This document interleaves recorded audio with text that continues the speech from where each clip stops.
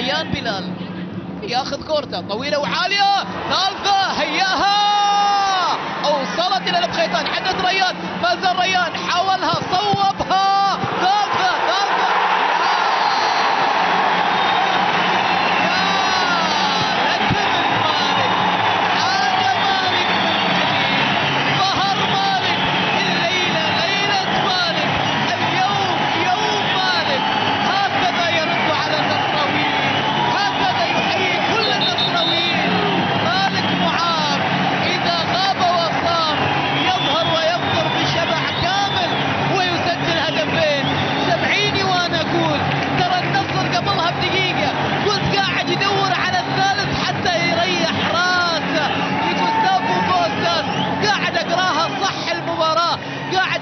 صح.